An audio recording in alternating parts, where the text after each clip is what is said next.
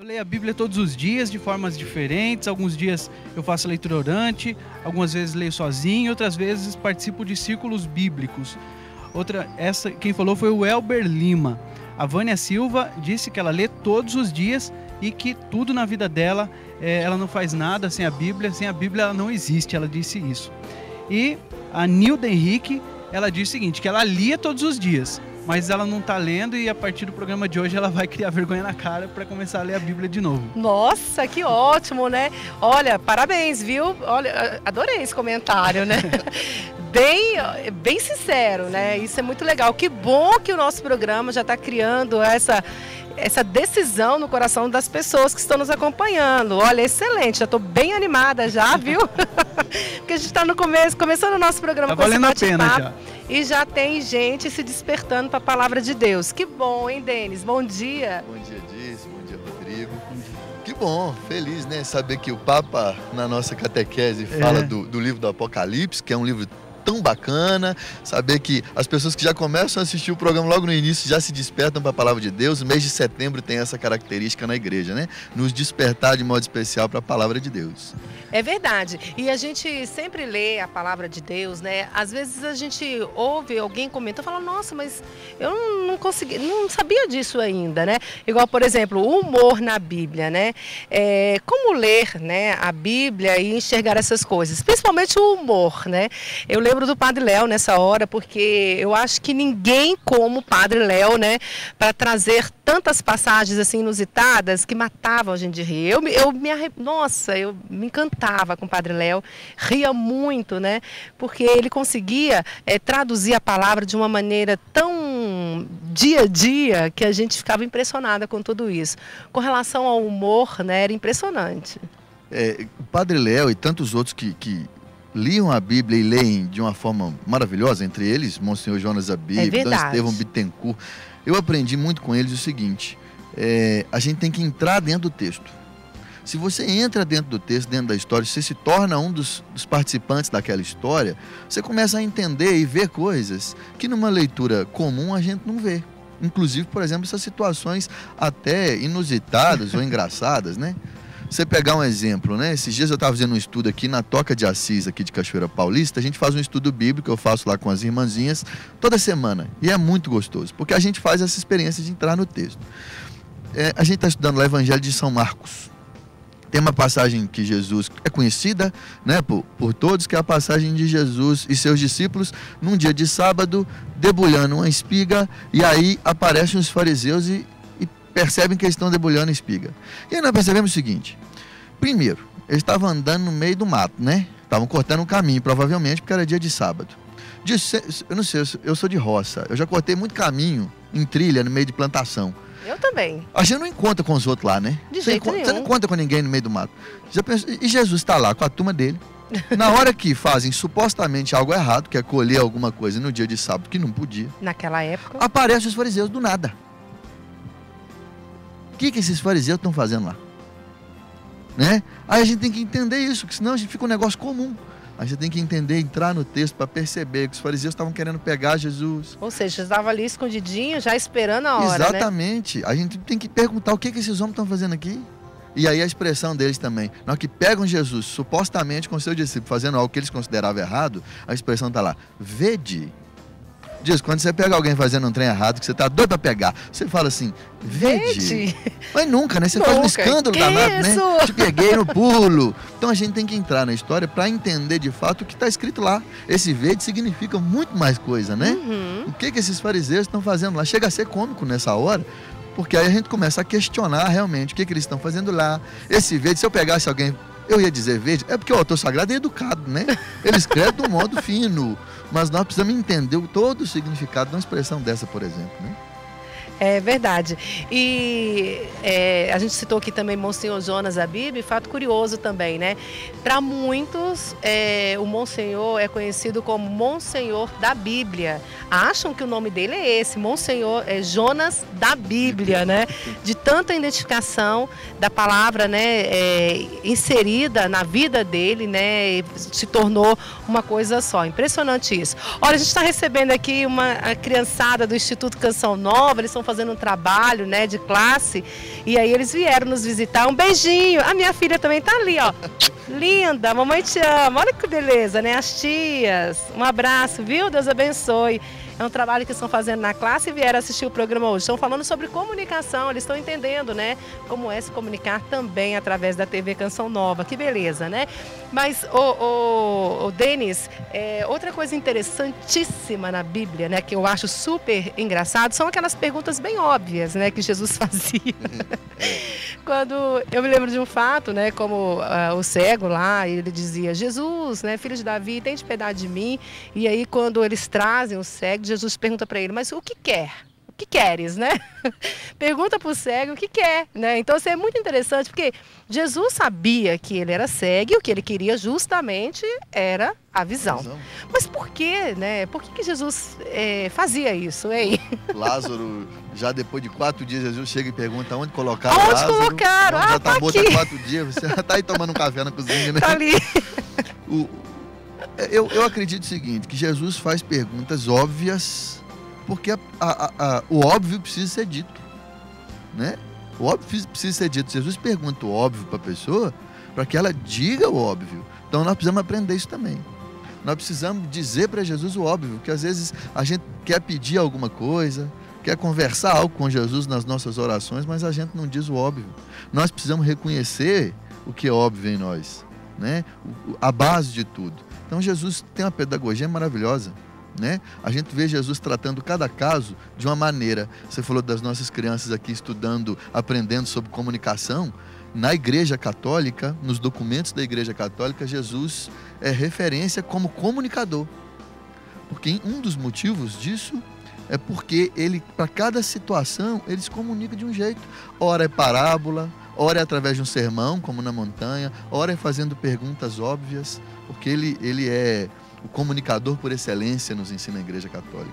Então ele sabe como chegar na pessoa. Então, e nós precisamos, de nossa vez, aprender. Nós precisamos também dizer o óbvio a Jesus. Até porque, né, tem até o versículo bíblico lá em Hebreus 11 que vai dizer, né, se creres, verás a glória de Deus. Então existe uma condição, que é crer, né? E para você crer, você tem que expressar isso, né? Como aquele cego, olha, Senhor, eu quero, né? É uma afirmação, eu quero, né, enxergar. Então, muitas vezes a gente faz isso também, né? A gente precisa proclamar, acreditar naquilo que a gente está pedindo. Ou seja, se você tem uma situação, você precisa dizer, ó, Jesus, eu estou pedindo para o Senhor isso. Que é essa conversa que a gente precisa ter, né? Como o filho que vai buscar o pai ou a mãe. Mãe, olha, eu quero... Não é assim? Porque às vezes a gente... priva as palavras, achando que Deus nos conhece por inteiro e aí não precisa falar. Que nada mais é que são as nossas orações. Exatamente, a palavra de Deus nos ensina isso em tantas passagens, com essa objetividade muitas vezes de Jesus. Às vezes a gente coloca barreiras, né? A gente, eu quero enxergar, mas eu sei que é difícil, pode ser que eu fique com um olho só bom e o outro não. A gente já coloca as condições para Jesus e esquece que para Deus nada é impossível. Ou seja, existe a minha parte também para que eu, né, creia. Se você hoje acompanhando a gente aí em casa, a gente está falando dessa Bíblia no nosso dia a dia mesmo, né, Denis? Se você tem uma situação em casa, se está difícil, relate para Deus, fala para Deus, não é, Rodrigo? Isso precisa acontecer, sair do fundo do nosso coração, o nosso desejo. É isso que o pessoal está comentando aqui no Facebook, está dizendo assim, tenho lido pouco a Bíblia, estou precisando ler mais. Então as pessoas sentem essa falta. Isso quem falou foi a Maria Elisa Oliveira. A Otileia, ela falou o seguinte: a palavra de Deus é farol que ilumina meus caminhos e a arma com a qual eu combato todos os dias. A Marilza, ela diz o seguinte, que ainda não tem lido com regularidade, mas agora ela se aposentou e vai poder se dedicar mais ao estudo da Bíblia, que ela fala que é a carta que Deus deixou. Outra coisa que surpreende também na Sagrada Escritura são as parábolas, né? Jesus sempre gostava de contar parábolas, né, Denis? O que são essas parábolas? Como lê-las, né? Porque a gente via esse cuidado de Jesus, né, em contar histórias, né, para que as pessoas entendessem o que ele estava falando. Jesus, se a gente perceber, como a gente estava conversando anteriormente, Jesus ele ensina para cada situação, para cada público de um jeito diferente, próprio para aquele público ali. Está aqui o Rodrigo, que é meu aluno na Faculdade da Canção Nova, né? Que a gente discute essas questões, inclusive usando Jesus como exemplo. Questões de didática usando Jesus como exemplo. Então, quando ele vai falar em parábola, ele está falando para um público específico, que é para uma multidão, geralmente, e de pessoas simples, que vivem no trabalho, seu dia a dia, e que não tinha a Bíblia escrita, ninguém ia copiando o que Jesus falava, né? A Bíblia foi escrita, composta em texto, fixada em texto, algumas décadas depois da ressurreição de Jesus. Então era transmissão oral. Jesus ensinava de modo simples, ele usava coisas simples. Um semeador que saiu no campo a semear, é uma parábola. Ele usava de algo do cotidiano, porque todo mundo via alguém que ali, com certeza, tinha os agricultores. Ali vários agricultores, né? Pescadores. Então ele falava de quem lançava a rede no mar. A partir dessa realidade concreta, de ser algo simples do dia a dia, do que eles entendiam, do que eles enxergavam, viam, Jesus explicava algo sobre o reino dos céus, algo um pouco mais complicado. E assim a pessoa conseguia guardar isso também. Isso é legal, porque a parábola serve para fixar. Porque quando alguém via alguém jogando uma rede no mar, ele lembrava do ensinamento de Jesus. Ele entendia porque ele partia do dia a dia dele. E ao mesmo tempo gravava porque não tinha nada escrito. Era um trabalho de memória. O que a gente tem que fazer hoje? Quando ler uma parábola, tentar entender a parte concreta. Jesus vai comparar o reino dos céus a um grão de mostarda, então eu preciso entender o que é um grão de mostarda. Em primeiro lugar. E ao mesmo tempo diz, eu preciso ler as parábolas da minha vida. Porque Jesus é o mesmo ontem, hoje e sempre. Então ele continua ensinando em parábola. Então nas coisas simples do meu dia a dia, eu preciso aprender a enxergar ali, ou a ouvir ali a voz de Deus também, né? Jesus continua me ensinando em parábolas. Aí eu faço a pergunta para quem está em casa, né? Você lê as parábolas da sua vida? É preciso. E é interessante aqui, eu quero mandar um grande abraço, né, ao Alexandre, que está com a gente sempre no Sorrindo para a Vida, nosso irmão de comunidade. Eu acho bárbaro, assim, ele é maravilhoso, né? Para mim, ele é um homem da palavra, ele sabe o tanto que eu sou fã dele, né? Porque tem testemunho, é maravilhoso o Alexandre. E uma das coisas que eu acho linda nele é isso, dele levar a palavra de Deus para os filhos dele de uma maneira super descontraída. É verdade. Quantas vezes eu cheguei na casa dele, ele estava ali correndo atrás das crianças, porque eles corriam atrás de Jesus, a multidão ia, e aí ele vai mostrando isso, né? Às vezes lá com a vassoura, correndo como se fossem os cavalos, e aí a criança vai se encantando por isso, né? E aí vai virando, vai encaixando no coração dela. Eu vou ler aqui o que a Verita Velori deixou. Ela diz o seguinte, que o que ela pode dizer é que ama muito a palavra de Deus, sente um carinho imenso e gosta de proclamar a palavra de Deus na paróquia dela e sempre pede o Espírito Santo para que aquilo que ela está lendo alcance a Assembleia. E nesse mês ela está lendo o livro O Evangelho de Marcos, um capítulo por dia. O Arnan Silva disse que a experiência dele com a palavra de Deus é ter a mesma experiência de estar perto de Cristo. Ele sente que está próximo com Cristo.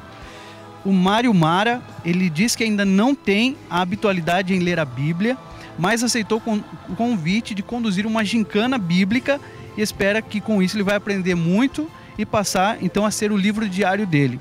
E o Franco Freitas, ele diz que a palavra de Deus é o GPS dele. Olha que interessante, gostei disso, hein? Legal. E precisa ser, né? Exatamente. Precisa ser mesmo, todos os dias. Que é o GPS que vai mostrando o caminho, né? E é a Sagrada Escritura também que mostra o caminho para todos nós. Mas é interessante também na Sagrada Escritura com relação às escolhas, né? Às vezes a gente faz, né, tanta seleção, né, com relação à pessoa. Eu gostaria que não fosse o Denis o meu professor na faculdade, né? Porque o Denis é assim ou de outro jeito. Eu gostaria que aquele outro professor, né, tivesse a oportunidade de dar aula para mim. Não acontece isso várias vezes nessas escolhas que a gente vai fazendo, até pela característica da própria pessoa. A Sagrada Escritura vai nos mostrar isso, né? Deus não faz esse tipo, não tem, né, não se prende a essas características. Não, Deus não faz distinção. É até interessante isso, porque às vezes as pessoas ficam pensando, mas Jesus me chamou? Jesus me escolhe? Logo eu? Tão miserável, tão pecador? Isso é comum, basta fazer um estudo rápido imediato dos profetas bíblicos. Eu fico imaginando a escolha de Moisés, né? Você pega os profetas, os discípulos. Moisés era um sujeito que não tinha tudo para não dar certo, né? O rapaz era gago. O sujeito tinha uma limitação física, provavelmente gagueira, né? É uma deficiência física. Não desmerecendo, obviamente, não, mas né? ele poderia dizer, eu não sou capaz. Ele poderia se prender então, nisso. Se a pessoa tem uma deficiência física, ele pode... Moisés, Deus chamou, então ele também me chama. Mas claro. além disso, ele era fugitivo da polícia, porque o faraó estava atrás dele para prendê-lo, porque ele matou um cara, ele era assassino também. É verdade. E era medroso, ele disse isso para Deus várias vezes. Então, veja, sujeito medroso, com uma limitação física, assassino, fugitivo da polícia e tantas outras coisas que a gente acha em Moisés. Porque daí quando Deus foi chamar Moisés para ser o profeta, para falar à multidão, às multidões, a primeira coisa que Moisés, ele disse isso na Sagrada Escritura, mas não dá, eu tenho essa limitação, não posso, não é? Veja, esse sujeito era cheio de limitações e olha o que Deus fez através disso. Libertou um povo inteiro. Se você pegar outros profetas, você pega aí Oséias. Oséias foi traído pela esposa. Uma situação difícil demais na vida, né? E ele podia, Deus me esqueceu, poderia dizer, ou eu não sou capaz porque eu fui abandonado pela minha família. Ou até dizer, poxa, eu sou um homem de Deus, eu temente a Deus, estou aqui na palavra de Deus, como pode acontecer isso comigo? Você pega Gedeão, que diz para o anjo de Deus quando ele falar com ele, Gedeão, você vai libertar em nome de Deus todo o seu povo, mas eu sou o mais jovem desse lugar e o mais pobre desse lugar. Então veja, um que tem limitação física, o outro que é assassino, o outro que é muito jovem, o outro que é muito pobre, o outro que tem uma situação delicada familiar. Amós também, que vivia fazendo bico, Amós não tinha emprego e Deus chamou ele também, ele vivia fazendo bico. Cada um numa situação mais difícil que a outra. A escolha de Davi, né? Tantos irmãos, e aí o profeta chega lá, olha, mas não é nenhum desses daqui, né? O mais novinho, o mais fraquinho. Novinho, é o que está lá, né? Cuidando das ovelhas. Deus não faz distinção. Se você aí na sua casa estiver pensando o seguinte, mas é porque você não sabe da minha história, você não sabe quem eu sou. Eu digo para você que eu arrumo um profeta pior que você. Arrumo um personagem bíblico que Jesus, o Deus no Antigo Testamento escolheu, e que é pior que você, e que mesmo assim, fez grandes feitos em nome de Deus. Por quê?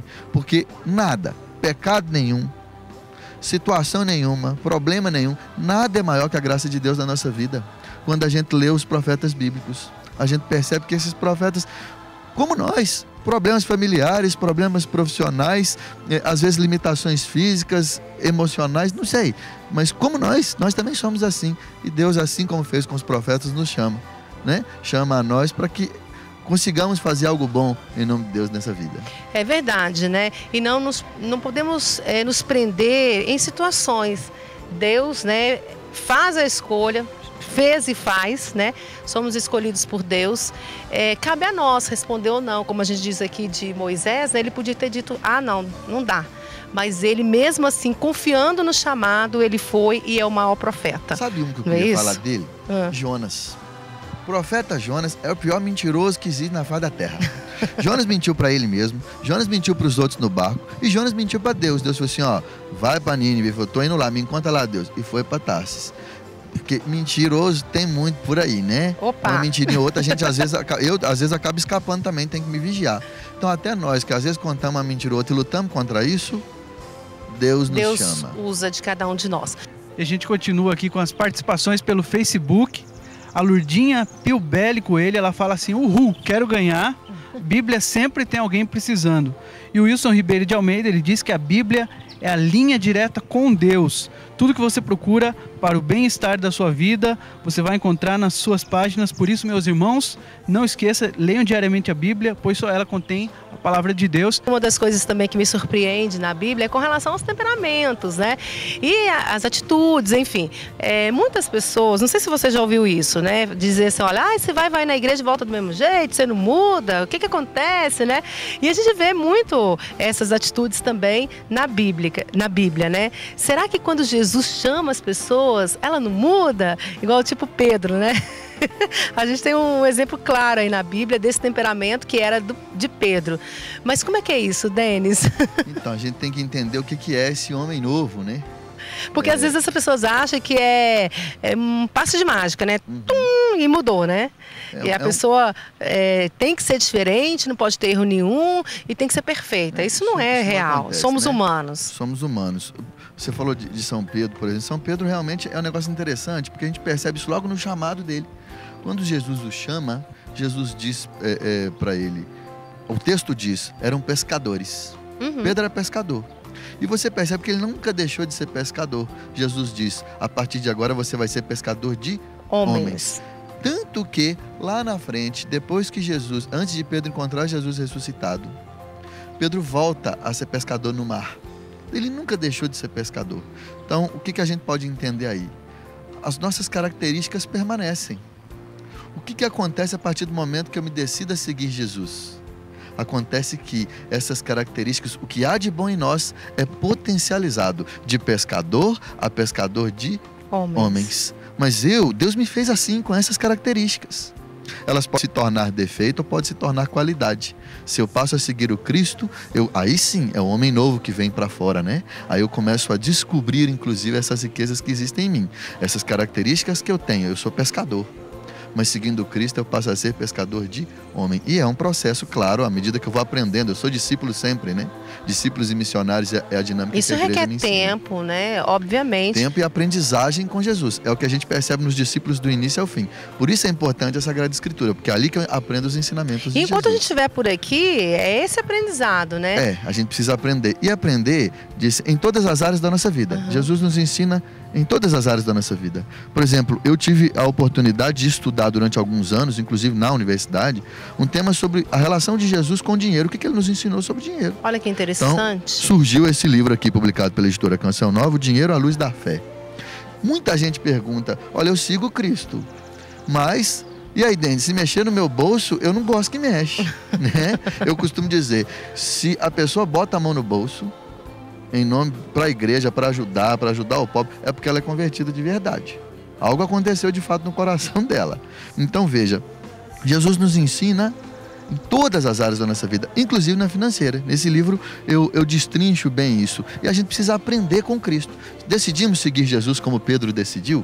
Jesus disse, vem e me segue. O que é seguir? É seguir os passos, andar no mesmo caminho, é converter. Mas eu preciso aprender como andar no caminho de Jesus. Em tantos caminhos que eu tenho que me são oferecidos, qual é o do Cristo? Para isso eu preciso fazer estudo bíblico, eu preciso saber as orientações da igreja, o catecismo da igreja católica. Eu tenho como aprender sobre o caminho do Cristo. Eu preciso aprender sobre o caminho do Cristo. É verdade. E eu quero hoje sugerir para você, a gente não trouxe aqui para me te mostrar, mas nós temos o livro e eu quero sugerir para você no dia de hoje, né, um livro que é aqui da Canção Nova, escrito por Monsenhor Jonas Abib,